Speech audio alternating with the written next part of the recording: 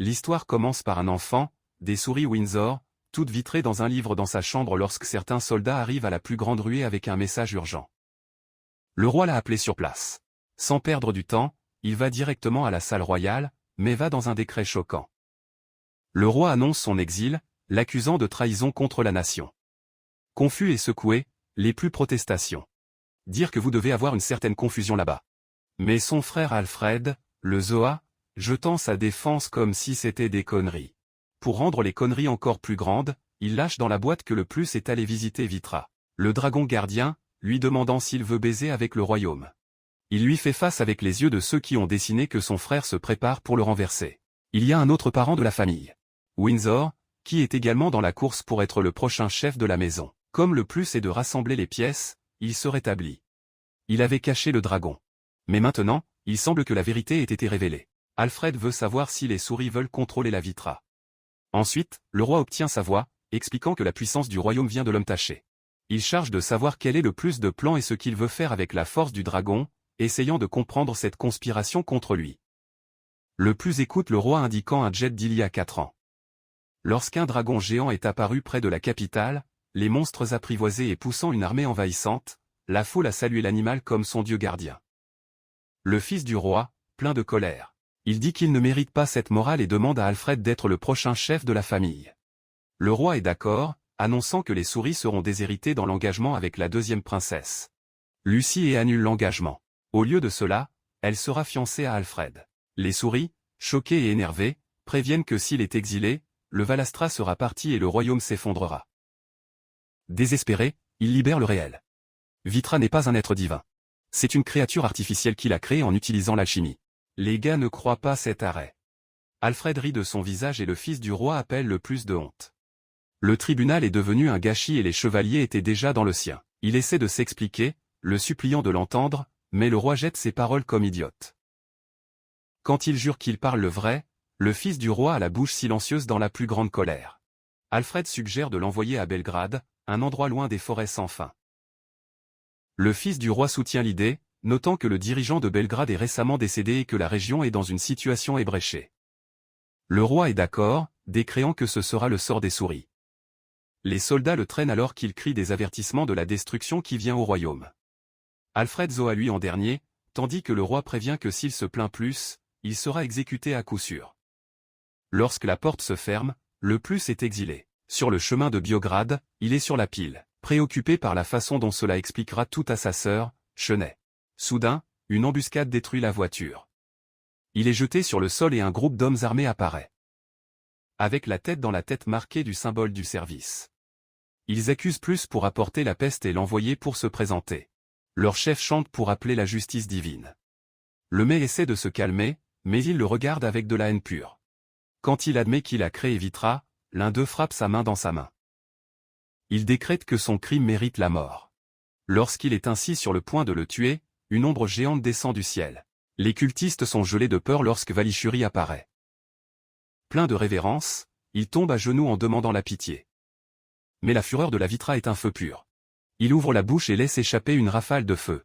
Les cultistes, incroyables, demandent des explications. La voix de Velishir résonne en l'air, avertissant que quiconque le blesse va directement dans le monde des morts. Les cultistes tremblent quand Dieu parle. Le plus est choqué quand il lui valide et lui demande s'il va bien. Le discours du dragon est presque humain et les souris pensent que cela doit être un effet de son alchimie. Soudain, le dragon avance et embrasse les souris. Il est tendu, sentant qu'il y a quelque chose d'étrange roulant. Soigneusement, il demande si elle peut revenir à la forme originale. Les regards secouent la tête. La façon dont les gens adoraient n'était qu'un masque. Ensuite, il y a une transformation, devant les souris, c'est sa sœur, Tini. Il est étonné, essayant de comprendre cette révélation. Elle sourit et demande une tenue. Quand il livre, il se demande si son mécanisme pourrait faire s'adapter automatiquement les vêtements pendant les transformations. Bientôt, elle apparaît dans une tenue chic, tourbillonnant avec une blague. Ensuite, il offre un fragment du coffre-fort infini. Il remercie, alors demande, un peu maladroit, si elle épargnait les cultistes. Elle garantit qu'elle ne les a pas tués. Si elle l'avait fait, il pourrait être accusé de meurtre à la place. Elle a utilisé la magie glaciale pour les laisser presque mortes. Mais avec la chance de décongeler plus tard. Elle reconnaît que certains peuvent encore penser qu'elle était leur bourreau. Quand il demande pourquoi Alfred avait attaqué, elle se met en colère. Elle se plaint qu'il est très déconnecté. Son engagement avec Lucie a été annulé, mais elle l'aime toujours. Lui, un peu maladroit, essaie de changer le sujet, mais elle laisse échapper à la boîte qu'Alfred agit jaloux. Elle déclare ensuite que le royaume ne vit que grâce à lui. Lui, en pensant profondément, n'est pas d'accord. Il demande si elle protégeait le royaume comme celui de Lytra. Avec un ton sérieux inattendu. Elle corrige et dit qu'elle le protégeait. Décidée, elle annonce qu'elle va ensemble à Biograd. Il est béant et demande ce qui sera du royaume si elle part. Elle sourit, même pas pour sa préoccupation. Un royaume sans son frère ne vaut rien pour elle. Sûrement dans la voix, elle déclare qu'à partir de maintenant, ils seront ensemble. Et avec le dragon gardien hors du jeu, la chute du royaume est certaine. Elle, épuisée et frustrée, parle finalement au frère qui est fatigué de faire semblant d'être le gardien dragon et Yatra. Elle insiste sur le fait qu'il devrait fuir le pays et aller dans des terres lointaines et sauvages. Après une pause, il est d'accord. Sans réfléchir à deux fois, elle lui dit de remonter le dos. Il est confus. Soudain, elle tourne dragon devant lui. Elle dit qu'elle va le faire voler. Lui, effrayé par l'idée, refuse de fermeté. Explique que si elle vole sous forme de dragon, ils attireront trop l'attention. Comme le gardien dragon du royaume, sa disparition allait faire paniquer la foule.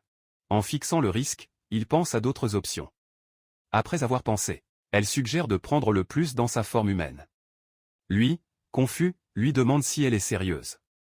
Elle explique que si elle en a besoin, il doit tenir. Mais voyant sa réaction, elle propose bientôt d'acheter un cheval. Il pense à l'idée. Le prendre sur le dos la rendrait plus lente et attirerait plus d'attention que de voler. Elle demande s'ils ont de l'argent pour acheter du cheval. Lui, bien. N'oubliez pas que comme la prochaine tête de la famille, elle a de l'argent à perdre. Bientôt, ils arrivent à l'écurie où le propriétaire demande s'ils cherchent le cheval. Ils expliquent qu'ils ont besoin d'un cheval fort. Cela peut rester un long voyage sans repos. La propriétaire de l'écurie dit qu'elle a le cheval parfait pour eux. Lorsque l'animal arrive, les frères manquent de discours. Elle explique que, malheureusement, c'est le seul cheval disponible. Lorsque le propriétaire parle le prix, 40 pièces d'or. Il est face à face. Avant de répondre, elle explose. Ici, la corruption est si puante que même acheter du cheval a un coût. Ce pays est vraiment baisé. Le propriétaire de l'écurie, irrité, fait face à eux et demande quel est le problème. Avant que les conneries ne poussent. Il s'excuse dans la morale et dit que le cheval vaut. Sans plus de discussion, il compte les 40 pièces de monnaie et livre. Laissant le cheval, elle se plaint de sa décision, parlant mal du traitement qu'ils ont reçu. Elle trouve quelqu'un absurde de sa position d'être traité si mal. Il explique que s'il voulait avoir brûlé toute l'écurie mais a choisi de le laisser partir. Elle, surprise par la réponse, est dans la sienne. En regardant le cheval de près, elle se rend compte que l'animal est fatigué et peut ne pas être en mesure de les emmener à destination. Il caresse la tête du cheval d'un chemin et donne à l'animal une morale, disant que le voyage dépend de lui. Demandez ensuite si le cheval veut courir à nouveau gratuitement. Remarquant la douleur dans les yeux de l'animal, il active une capacité unique. Mettez votre main sur le cheval et la puissance du canal. En un clin d'œil, le cheval se transforme en une magnifique licorne. La forme évolue, la force augmente et le rang augmente à un niveau absurde. Alors que le cheval devient de la licorne. Elle est vraiment impressionnée. Il explique qu'il voulait juste laisser le cheval au niveau A, mais sa capacité génère une créature top ou LED.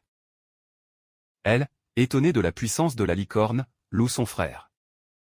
Satisfait du résultat, il se prépare à laisser parler pour qu'elle puisse rouler dès qu'ils doivent partir sans délai alors qu'il monte la vitesse absurde de la licorne laisse tous les deux qu'ils commentent que dans ce rythme. Ils arrivent rapidement à Belgrade. Elle tient son frère et il plaisante en disant qu'elle se repose trop. Avec un sourire coquin, elle admet qu'elle le fait exprès. Mais bientôt, il ressent un inconfort et dit que sa corne lui touche le dos. Elle se redressa un peu, mais elle est quand même collée. En passant par certains villages, la foule les regarde un peu. Il se rend compte qu'ils attirent trop l'attention et dit qu'ils doivent apprendre à contrôler cette vitesse de licorne. Arrivée près de Biograd, elle commente que l'arrivée rapide est grâce à la licorne. Mais il insiste sur le fait que c'est à cause d'elle. Il se souvient que tous les monstres du royaume d'Alphasia lui obéissent. Autrement dit, personne ne les attaquera. La décision d'être reçue par des monstres le rend surpris, mais elle dit que c'est normal. Après tout, il est l'être suprême et le plus qu'aboutif de tous. Près de la périphérie de Biograd, elle prévient que désormais, l'hésitation n'est pas l'option. Explique que les monstres devant ne sont pas sous son contrôle. Il accepte et est moral, attentif. Soudain, il voit une pierre géante bloquant la voie. Il regarde autour de lui, pensant qu'il devait avoir un village à proximité, sentant qu'il y a quelque chose d'étrange. Elle dit que le village est attaqué. Il examine de près la pierre et se rend compte qu'elle semble s'être écartée. Mais quelque chose ne va pas, et il lui demande d'enquêter. Elle accepte fermement, disant que, exprès ou non, quelqu'un a attaqué son frère et elle ne laissera pas bon marché. Avec désir, il guide la licorne vers le village où attend un cyclope géant. En entrant dans la ville, il voit plusieurs vélos. Un en particulier attire l'attention, n'attaquant que pour le plaisir. Dans un autre coin, il y a un autre combat, confirmant leur peur qu'il y ait plusieurs cyclopes là-bas. Au milieu du chaos, il voit des chevaliers combattre tout. Évaluant la situation, il décide de bloquer les envahisseurs tandis que les chevaliers de Belgrade détiennent la barre. Mais si elle l'envoie pour se procurer la Léventine, et elle prend rapidement la lance magique. Sans réfléchir à deux fois, ils attaquent et détruisent un cyclope d'un seul coup. Surprisé qu'un monstre en tombait facile, il croit à peine. Elle, impressionnée par la force de son frère, admirait-le en silence. Les chevaliers arrivent, s'émerveillant par la licorne sacrée. Attonite, il demande qui sont les frères. Avant que quelqu'un réponde, deux cycles énormes apparaissent et les entourent. Les chevaliers, pris par surprise, se préparent à la bataille. Elle lui dit de baisser la tête. Lorsque les cyclopes attaquent, elle libère toute sa puissance et en coupe une en deux. Les gars s'ouvrent avec la scène. Profitant du signal, elle déclare son frère comme le nouveau roi de Belgrade. Il fait un pas hésitant. Les chevaliers, confus avec le calme des frères, il l'a entendu expliquer qu'il venait de la capitale royale pour défendre la ville. Avant de répondre, une toux violente interrompt tout. Il remarque l'état des chevaliers et demande s'ils sont blessés. Elle a l'air bien et reconnaît les signes de la peste noire. Lui, choqué, dit que le roi n'avait jamais rien dit à propos de l'épidémie et leur dit de rester à l'écart. Les chevaliers, inquiets. Il leur demande de s'éloigner pour se protéger. Avant que la conversation ne continue, plus de cyclopes apparaissent et les entourent. Mais on se rend compte que même les soldats malades se sont battus jusqu'au bout pour protéger la ville. Ils n'acceptent pas qu'il meure et envoient Timmy la défaite. Avec une ferme détermination, il se prépare à défendre l'endroit. Il montre la vraie forme, laissant tomber un rugissement puissant. Les chevaliers déjà impressionnés se retirent sans croire quand ils la reconnaissent comme Itra, le dragonien gardien du royaume. Le choc augmente lorsque la vertu parle, confirmant ce qu'ils pensaient. Ne comprenant pas comment un dragon parle dans le langage humain, ils sont toujours sous le choc. Elle dit que c'est à cause du pouvoir de son frère. L'appelé suprême et plus grand de toutes les chairs de poule le regarde avec respect, il écoute gêné d'admiration avant de pouvoir réagir les cyclopes à nouveau. Dire que leur audace est impardonnable. Elle dit que cette stupidité mérite 1000 décès. Il crache le feu, réduisant les monstres en cendres. Mais certains essaient de s'échapper, juste en regardant. Sa fureur augmente et elle se demande s'ils pensent vraiment qu'ils s'échapperont. Elle se met devant son frère, le protégeant et déclare que cette terre est la sienne. Il avertit les cyclopes que l'attaque de la ville est de devenir son ennemi. Sa présence fait peur aux cyclopes, qui secouent, abaissent les armes et demandent pardon. Mais elle n'est même pas émue, se souvenant de Kolke, car ils ont soulevé des armes contre son frère, leur destin est la mort. Mademoiselle, choquée par ces paroles, essayait de parler, lui demandant d'avoir pitié parce que les cyclopes se sont rendus. Elle est un peu surprise, Ménie, lui demandant s'il croit en sauvant l'ennemi qui a joué la serviette. Il dit fermement qu'il n'aime pas verser du sang pour rien et que c'était la paix pour le bien du peuple. En respectant son désir, elle cède et dit au cycle de remercier sa générosité. Revenant à la vraie forme, le cyclope, terrifié, courbé. Promettant la loyauté et le reconnaissant comme roi. Elle leur ordonne ensuite de réparer la destruction et de reconstruire les barricades jusqu'à la fin de la journée. Cyclo, sans choix, obéit à l'heure, mais se reflète sur le nouveau titre.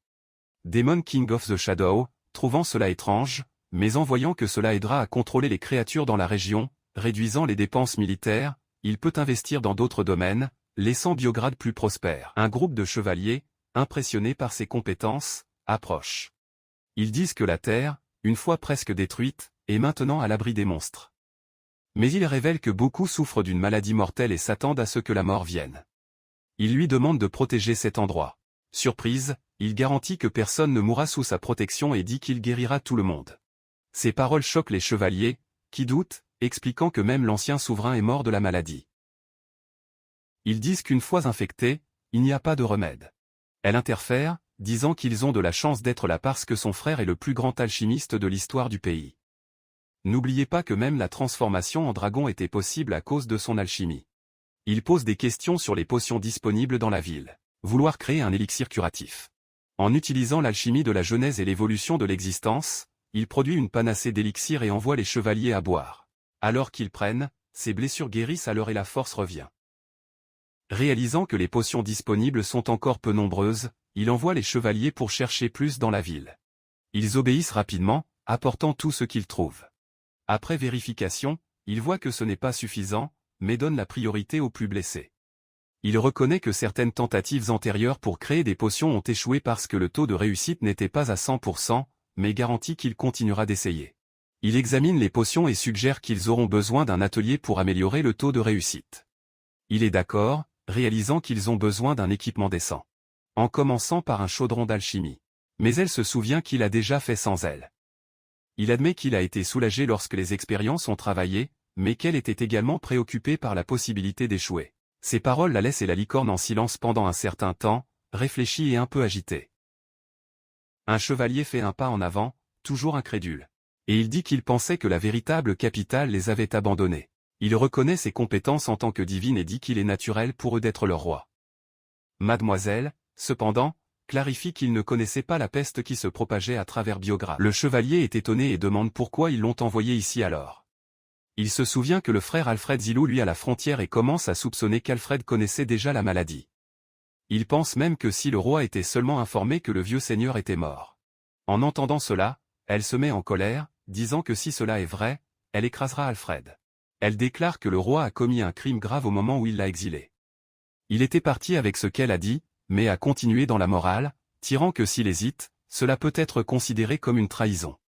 Alors, il a décidé de gérer attentivement la situation. Lorsque Cyclo arrive, il appelle King, pleurant, demande à un élixir de sauver un copain en aval. Sans même réfléchir, il s'arrête. Avant de continuer, elle demande à nouveau s'il a raison.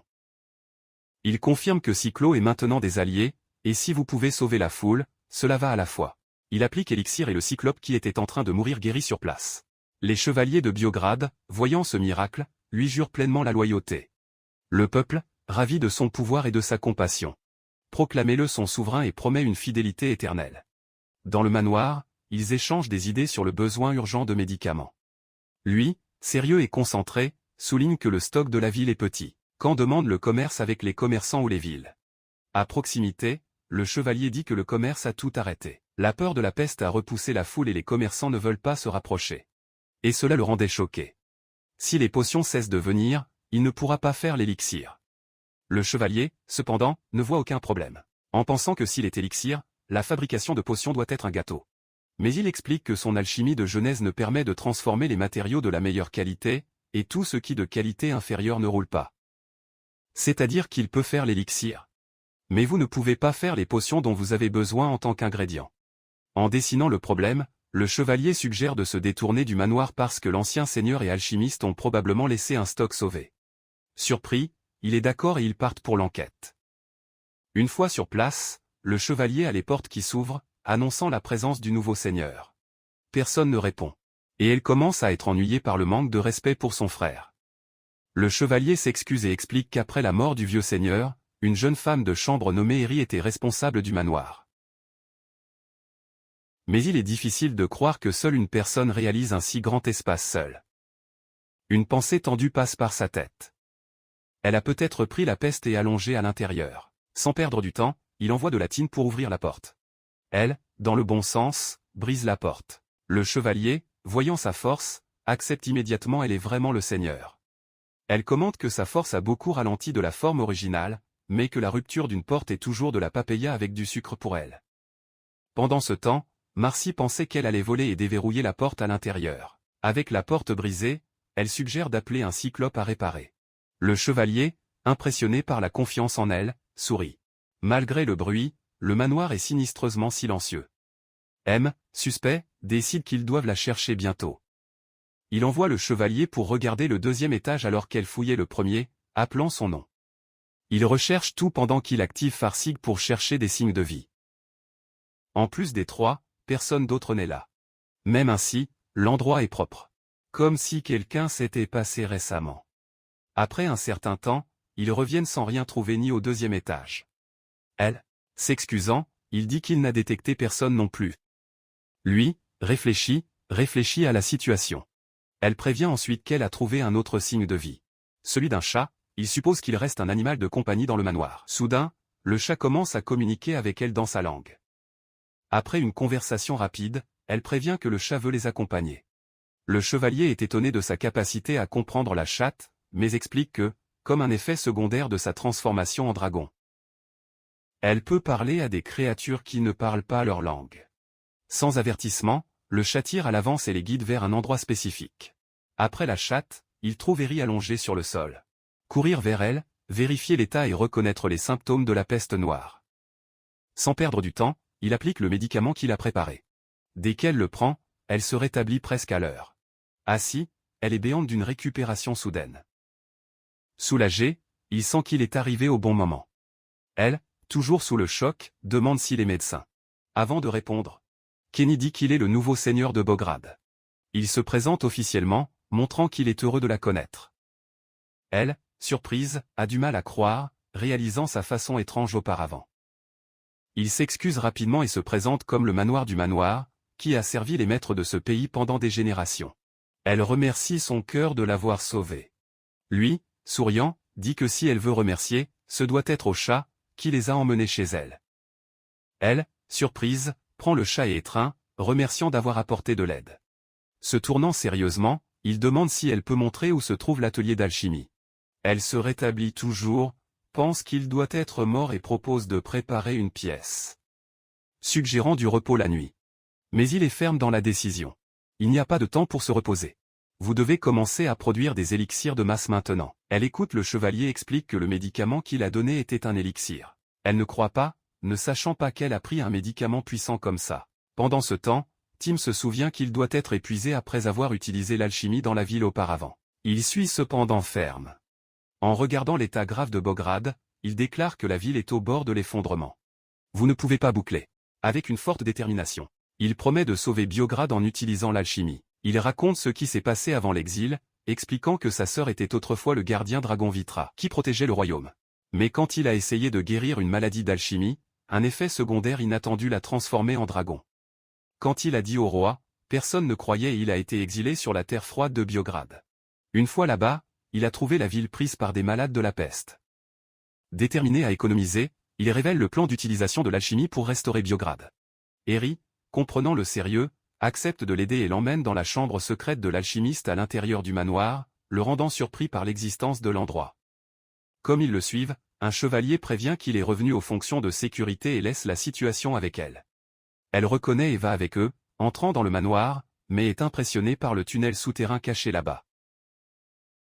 En descendant, ils arrivent dans une chambre abandonnée pendant longtemps, et en entrant, lui et sa sœur commencent à tousser à cause de la poussière lourde.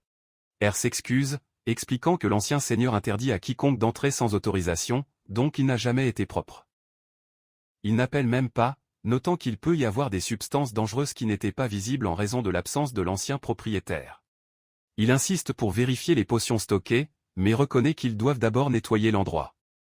De nulle part, elle commence à enlever ses vêtements, tremblant de peur, pensant qu'il la punira. Les deux sont choqués. Voir son désespoir, il, très inquiet, garantit qu'il ne lui ferait jamais de mal. Elle, un peu peur, révèle que le vieux seigneur l'a traité ainsi que les autres serviteurs avec une grande cruauté, et c'est pourquoi elle pensait que c'était normal. Lui garantit fermement que ce type d'abus n'est pas acceptable et ne devrait jamais être toléré. Elle, surprise par la réponse, merci trop. Pendant ce temps, Tini, eh bien, se souvient que malgré son pouvoir, il ne maltraite personne. Harris, se sentant en sécurité, accepte le compliment et considère un honneur de servir. Il fait confiance au nettoyage de Tini, qui accepte heureux. Eri veut se faire, mais elle lui dit de bien paraître. En activant les compétences de l'entrepôt infini, elle utilise la magie du vent pour tout nettoyer rapidement, laissant l'endroit brillant. Eri est étonné, ne comprenant pas comment tout a disparu si rapidement.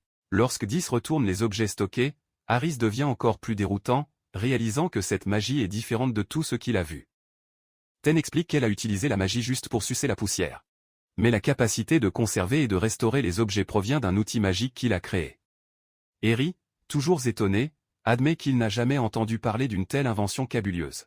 Il y a une Cigaba, disant que c'est le seul des types et qu'il a déjà créé plusieurs reliques magiques, comme Spears, Sword et Elixir. Elle a excité que même la bête sacrée devant la licorne soit sa création. Eri est sans voix, se souvenant de la légende de la famille Cal Windsor, qui prétend être des descendants du célèbre alchimiste Parislu. Mais elle se demande si ses compétences ne sont pas encore plus sinistres que celles du grand alchimiste. Il, cependant, réagit humblement l'idée, reconnaissant qu'il est encore un peu nouveau à cet arrêt. Après avoir cherché un endroit décent pour commencer le travail, Athan trouve une casserole d'alchimie et l'emmène vers lui. Presque, il dessine que c'est le pot de leur père. La mine dit qu'elle l'avait déjà attrapé avant le voyage. Rappelant comment c'était là pour parler au roi, qui a été étonné de voir un dragon devant lui et a fini par livrer le pot de bien, comme un père qui fait le besoin de sa fille. Il reconnaît ses efforts, tandis que la femme de chambre, entendant le dragon, jauge.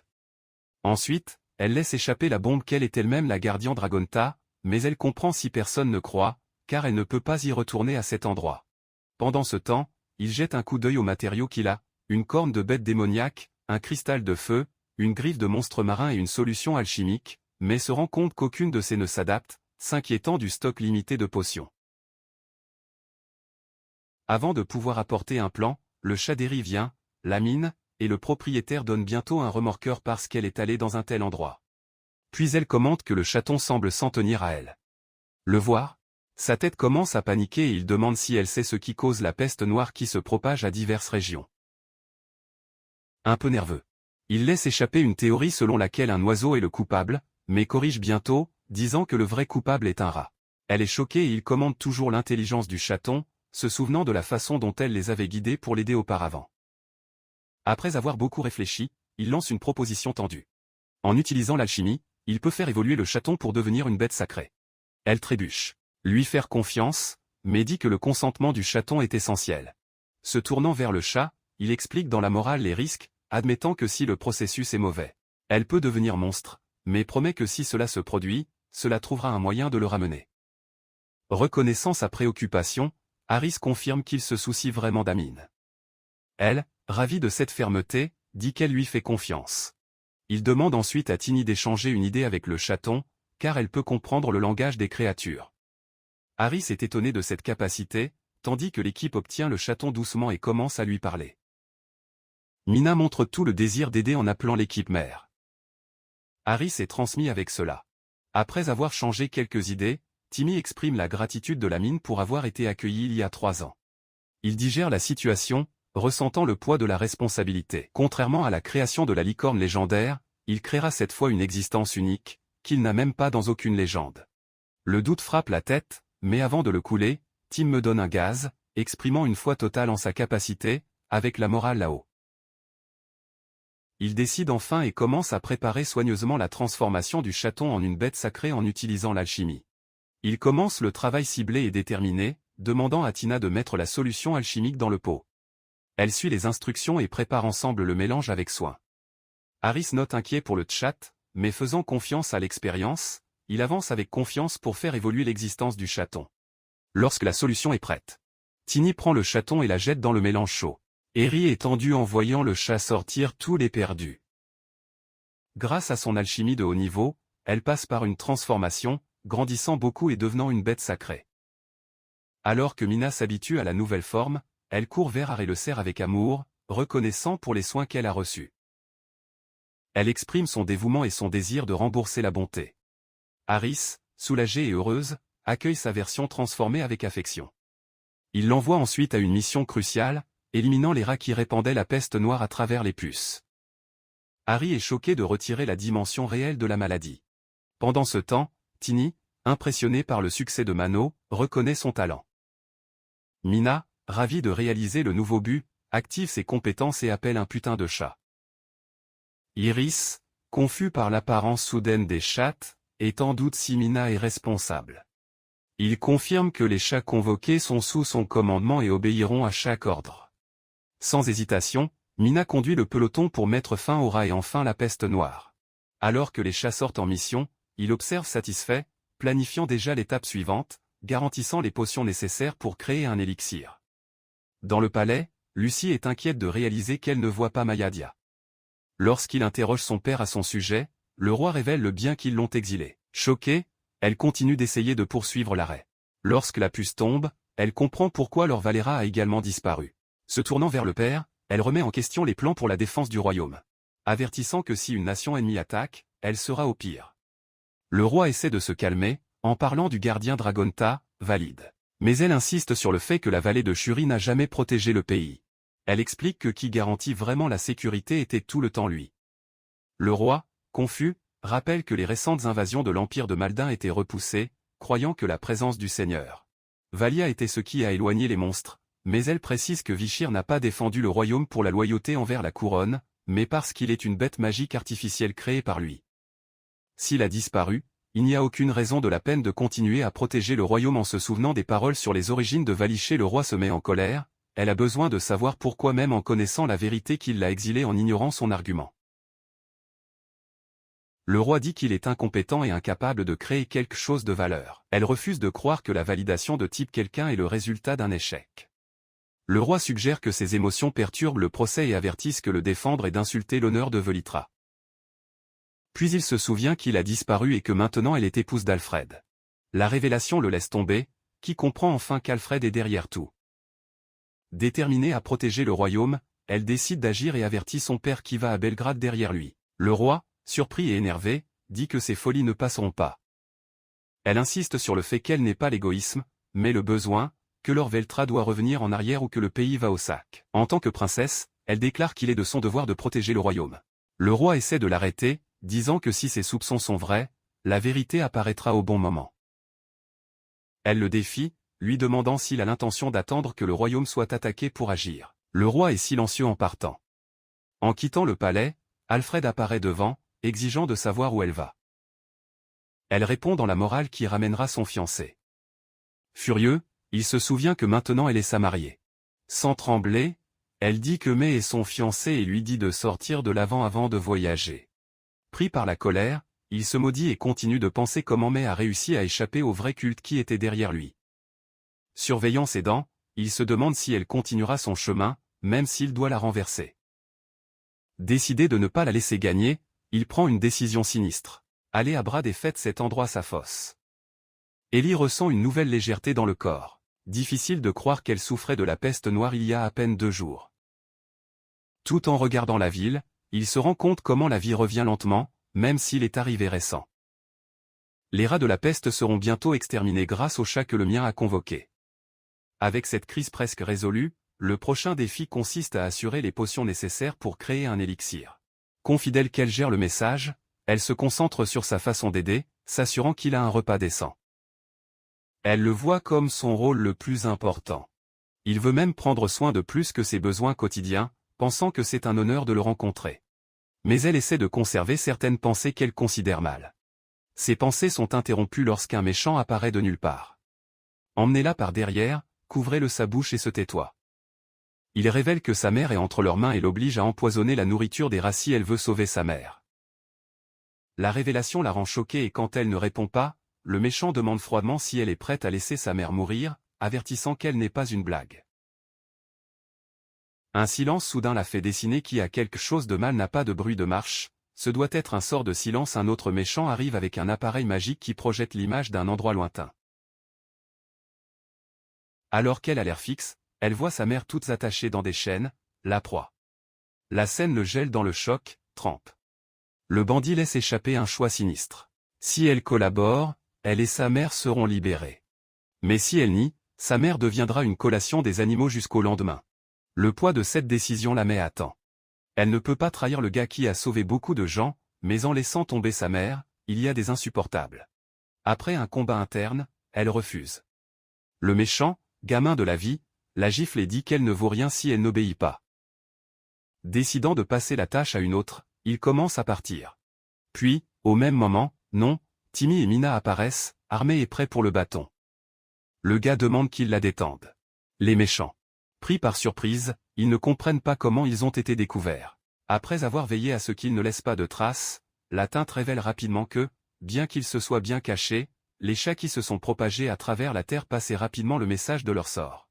Tel leur secret n'était que de l'illusion. Sans risque d'évasion, les bandits décident d'aller à l'action directe. Ils regardent tout le temps, sachant qu'en tant qu'alchimiste, il est dans un désavantage de bras bas contre les tueurs formés.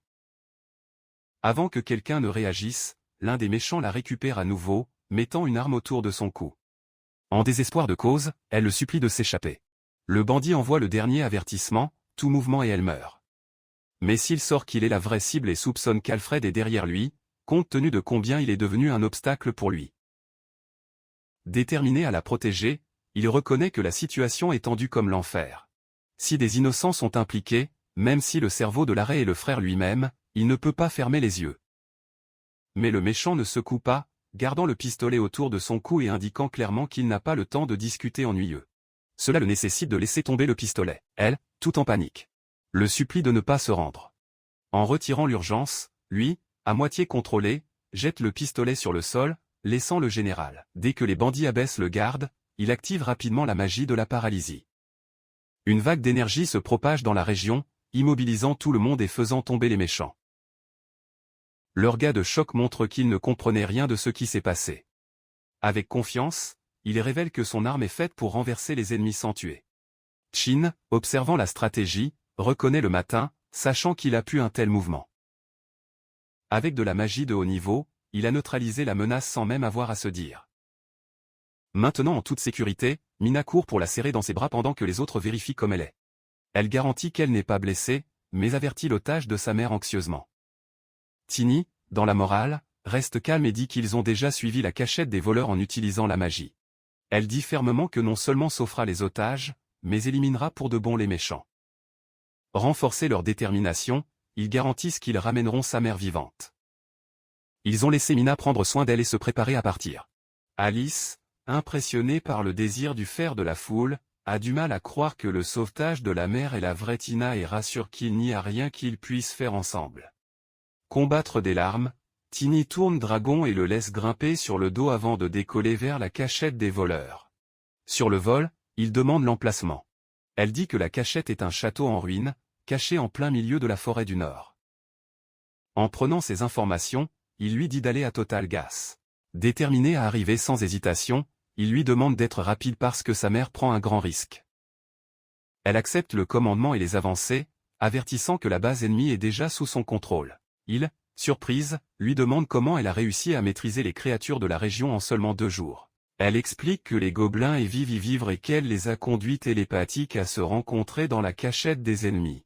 Impressionné, il lui dit de simplement souffler la distraction, sans tuer personne. Quand ils arrivent, une horde de gobelins attend déjà. Ils attaquent sur place, promettant d'emmener les humains en enfer. Lui, un peu perdu, essaie de comprendre comment les gobelins ont envahi le château si rapidement, mais se concentre ensuite sur la fuite. Les gobelins se retirent lorsqu'un énorme dragon apparaît sur vol, provoquant une panique dans les bandits qui courent à se cacher à l'intérieur du château. Pendant ce temps, il trouve la mère d'Ella sans perdre de temps. Il lui dit de briser les murs du château. Il laisse échapper tout le pouvoir, détruisant avec une force brute. Ceux qui ont le choc, ne croyant pas que leur Vitra est apparue à temps. Il libère sa mère et vérifie comment elle est. Faible et tout, elle supplie de sauver sa fille au lieu d'elle. Il la calme, disant que sa fille est en sécurité et qu'ils sont venus la sauver à sa demande. Un groupe de méchants arrive, confondu avec qui sont les envahisseurs et où se trouve leur Vertra. En attendant, il offre une potion à la mère d'Ella, lui demandant de prendre. Lorsque l'élixir prend effet, la douleur disparaît à temps, en renvoyant sa force. Choquée, elle demande si le médicament est rare et s'excuse d'avoir utilisé quelque chose d'aussi précieux. Il donne un discours moral que, son frère. L'alchimie à ce niveau est facile, comme faire un jus, tant que vous avez les bons ingrédients. La foule est béante.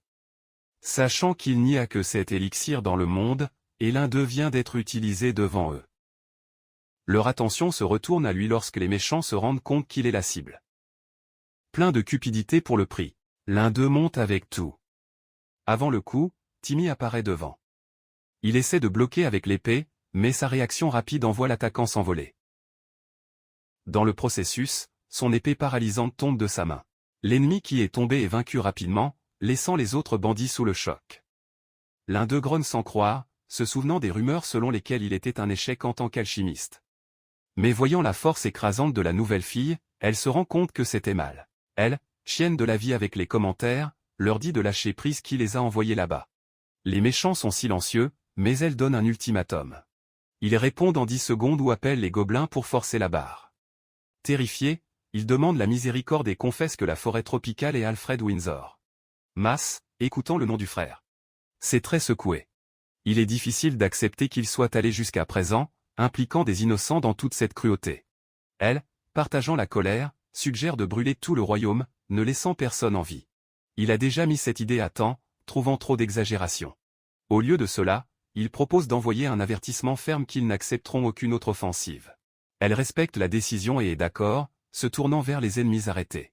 Elle parle dans la morale que les gobelins peuvent faire ce qu'ils veulent. Les bandits, terrifiés, implorent la miséricorde, réalisant que cela ne faisait pas partie des contenus. Mais Timmy devient ferme. Sans céder, bientôt un gobelin arrive, disant que l'entrepôt du château est plein de potions et de nourriture. Appelant son souverain, il attend son ordre. Mais il est vrai que ces fournitures proviennent des gars qui ont arrêté la distribution à Belgrade. En voyant la chance, il envoie les gobelins y prendre tout à temps. Sans réfléchir à 2 fois, ils obéissent, le qualifiant de roi démon de l'ombre. Il est un peu surpris que le titre se soit déjà déroulé entre eux, mais se concentre bientôt à nouveau. Avec ses fonctionnalités, il a enfin un moyen de mettre fin à la peste noire. La scène change au château où la princesse Lucie se prépare à diriger le palais à Belgrade, déterminée à le ramener. Beaucoup de gens dans le palais ont du mal à croire qu'elle part vraiment, mais elle garantit et insiste pour qu'il doit revenir pour le bien du royaume. Préoccupée par sa sécurité.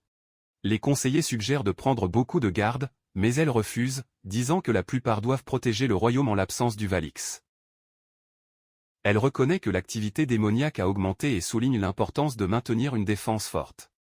Une fois à Belgrade, elle pense que la situation sera plus stable. Surprise, le palais finit par accepter la décision et lui dit au revoir. Dans l'ombre, observe Alfred, de plus en plus furieux, bouillonnant avec son dévouement à son frère. Sa haine pour son frère ne fait que grandir. Mais la colère devient satisfaction quand il se souvient que lorsqu'elle arrivera à Belgrade, les souris seront déjà mortes par les mains du tueur qui l'a envoyé. Confiant dans le plan, il est convaincu que lorsqu'elle reviendra en disgrâce, il la conquérira et établira la domination d'elle et du royaume. Avant de profiter de la victoire, une chauve-souris apparaît de nulle part et libère un tas de personnes juste devant lui. L'endroit entier commence à trembler fort et sa colère explose quand il se rend compte que les tueurs qu'il a commandés n'ont pas accompli la mission. Une chauve-souris délivre un rapport, passant une lettre de Miss. Alors qu'il lit, son visage s'assombrit. Un mauvais et le bon chat. L'envoyant pour arrêter de mettre des innocents à cet arrêt. Et il est clair que s'il continue avec les pièces, il fera éclater. Les tueurs s'agenouillent, tremblant comme un bâton vert, suppliant la miséricorde. Ils disent que la cachette a été attaquée par une bande de démons et qu'une mine est devenue le Valastra, laissant échapper un pouvoir que vous ne pouvez même pas imaginer. Il se fait un peu apprécier, se demandant s'il a le roulement magique de mimétisme. La taille de la présence démoniaque le rend agité. Mais sa fureur prend bientôt le relais. Sans réfléchir à 2 fois, il exécute les tueurs qui ont échoué et se rend directement au dispositif de communication magique. Les subordonnés répondent rapidement à l'appel urgent et ils demandent combien de temps il prendra pour arriver à Belgrade. Il donne un coup de pied 2 jours. Calcul de ce qu'il faut faire, il ordonne de s'assurer que le voyage de la princesse prend au moins 5 jours. Avec sa tête uniquement en destruction, il décide d'attaquer Belgrade, avec le plan de brûler toute la ville au sol. Lorsque les gars sont en doute pour être une ville du royaume, il invente un rapport disant que Belgrade est en rébellion.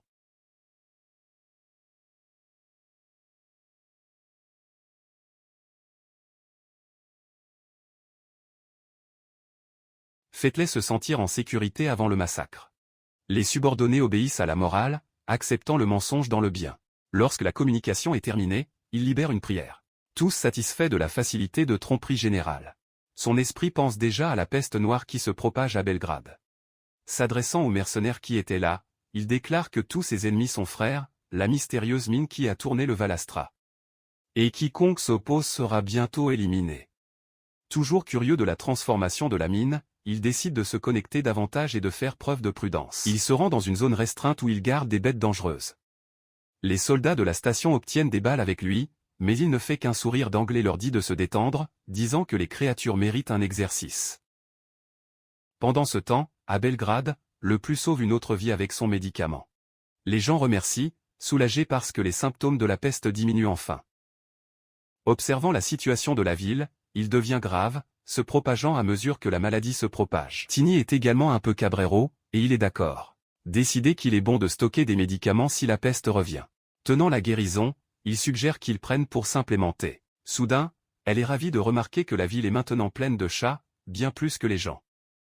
Il est surpris. Réalisant que la population féline mettra fin au problème des souris et donc à l'éclosion de la peste. Ce scénario apporte un soulagement inattendu. Il prie Mina, qui est là au milieu des chats, tous heureux dans la vie. Tim croit en son potentiel.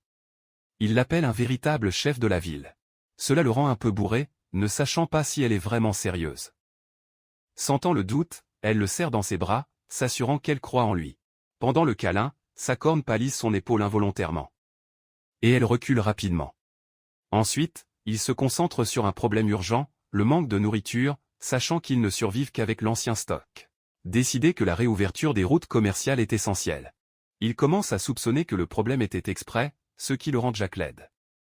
À ce moment-là, un soldat arrive pour avertir que la distribution de la guérison a pris fin. Le plus remercie, mais se concentre bientôt sur un groupe de personnes que le soldat a réunies. Ces gens, fous de le rencontrer, n'arrêtent pas de louer, de le qualifier d'alchimiste miraculeux et même de Salvador. Certains disent même qu'il est la réincarnation d'un alchimiste légendaire. Parmi eux, une fille arrive devant et le déclare comme son maître, promettant une loyauté totale. Avant de pouvoir réagir, Tini entre, le regardant et repoussant la foule. Effrayé, il se retire ennuyé par l'intrusion qui lui fait arrêter de jouer si fou qu'elle se retire avec bonté et il ordonne aux soldats de s'assurer que tous les commandants de la nuit prennent une autre dose de guérison. En raison du contact avec des infectés. Les chevaliers se rencontrent sur place. Soudain, une explosion géante secoue la ville. La panique prend le dessus. Le feu se propage rapidement, faisant crier la foule de peur.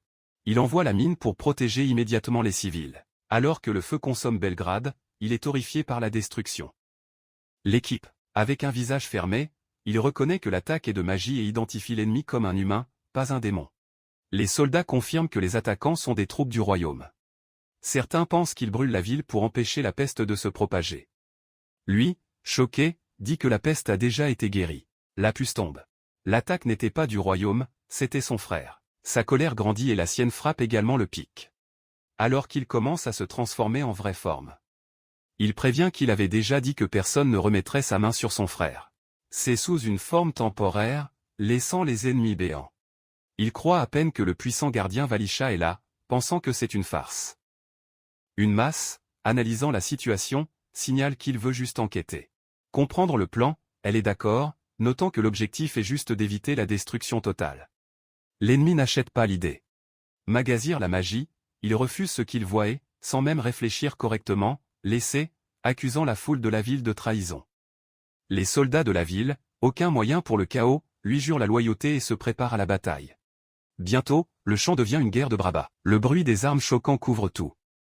Déterminés à mettre fin à ce qu'ils pensent être une aberration magique, les ennemis attaquent pleinement en force. Les notes d'amis s'inquiètent, mais avant qu'elles ne puissent agir, elles libèrent le feu face aux attaquants. Pour leur horreur, elles laissent indemne.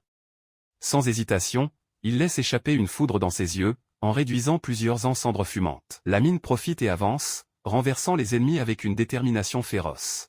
Après avoir renversé une, elle déclare la ville en sécurité, bien que, avec la bataille qui roule, il peut être encore trop tôt. L'ennemi. Cependant, il est visiblement ébranlé. Ensuite, un cyclope entre dans le combat, se mettant une barrière ferme entre les grévistes et les gens. Seule sa présence laisse déjà l'ennemi étonné. Cela prend du temps pour se retirer, ce n'est pas un animal, mais un niveau de monstre pour combattre suivi un court étrange d'un côté et le Val de l'autre le démon de l'ombre le cyclo sans patience a hésité à écraser les soldats ennemis sur le sol. Jurant la loyauté éternelle à son maître. Un ennemi plus audacieux essaie une attaque surprise, mais est intercepté par elle. Il est à peine temps de traiter cela et regarde déjà masse. Un plan survient. S'ils éliminent le capitaine ennemi, il a toujours une chance. Elle, réalisant, avance avec une expression froide. Regardez-les avec un mélange de pitié et d'irritation et donne une réprimande directe le réel. L'effet est à temps. L'ennemi vacille, réalisant qu'il est inévitable. La panique se propage et en quelques minutes, il commence à se retirer, mais les souris ne sont pas pour la rendre bon marché. Sans clignoter, envoyer tous leurs troupes capturer tout. Les forces, assoiffées de victoire, obéissent à Will. Monté sur la licorne, il court après les ennemis qui fuient. L'ennemi, déjà discrédité, est encore plus secoué. Une créature mythique apparaît au milieu de la guerre, ce qui rend la situation encore plus injuste. Il les atteint rapidement, écrasant les tentatives désespérées d'évasion. Averti qu'attaquer sa ville est cher. Avec un coup calculé, tourne l'épée paralysante et terminer la bataille pour de bon. La ville explose pour célébrer, son leader gagnant ayant écrasé le commandant ennemi. Au milieu de la fête, elle, toute confiante, déclare qu'au-delà de elle et de son frère, personne dans ce monde n'aurait pu gagner cette bataille. Là, de nulle part, un rire sonne d'en haut. Le ton est sarcastique, sans même respect. Tout le monde se tourne pour voir qui est arrivé, et un gars semble faire une blague sur son impressionnante équipe. Le gars se présente comme Alfredi. Se rappelant qu'il reste un fils du premier-né duc de Windsor, Massey, à moitié réglé par surprise, regarde Alfred arriver avec une armée de créatures étranges et sinistres. Prêt pour la bataille. Et c'est tout. Mec, me voilà, une musique, connais mon amour. Me voici ferme. Je sais que je suis parti. J'allais trouver la personne que j'allais devenir.